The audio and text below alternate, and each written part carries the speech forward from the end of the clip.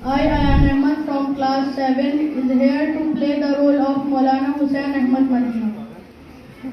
क्या ये वही हिंदुस्तान है कि जिसकी वजह से मैंने अपनी ज़िंदगी के 7 साल जेल में गुजार दिए और ज़रूरत के वक्त अपनी जान और माल की कुर्बानी देने को तैयार हो गया और हर वक्त इसी कोशिश में लगा रहा कि हिंदुस्तान में रहने वाले लोगों के दरमियान आपस में इख्तिलाफ को ख़त्म करा जा सके।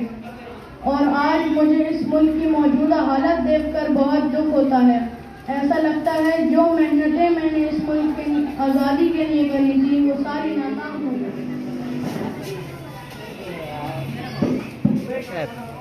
I, Mohammad Akbar from class 8. Today I will present a role of Maulana Abul Kalam Azad.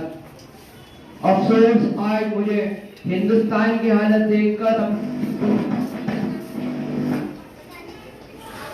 अपनी दी हुई कुर्बानियों पर अफसोस होता है और मैं ये कहने पर मजबूर हो जाता हूँ कि मैंने अपनी जिंदगी इब्तिदाई दौर से हिंदुस्तान के नाम कर दी। हिंदुस्तान के लिए जो ख्वाब बांधे थे और मुल्क में प्यार मोहब्बत और भाईचारे का ख्वाब देखकर मैंने अपनी जिंदगी शुरू हुई से हिंदुस्तान के नाम कर दी थी।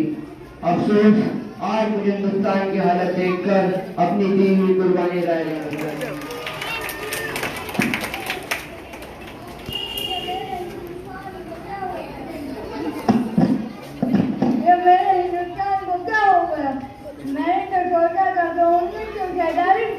मेरा हिंदुस्तान ऐसा होगा जहाँ गरीब से गरीब इंसान भी ये सोचेगा और फख्र से कहेगा कि ये मुल्क उसका अपना मुल्क है और इस मुल्क में उसकी आवाज़ को बराबर अहमियत दी जाएगी। एक ऐसा हिंदुस्तान होगा जहाँ आला और अदना तबके का कोई तस्वुर ही न हो।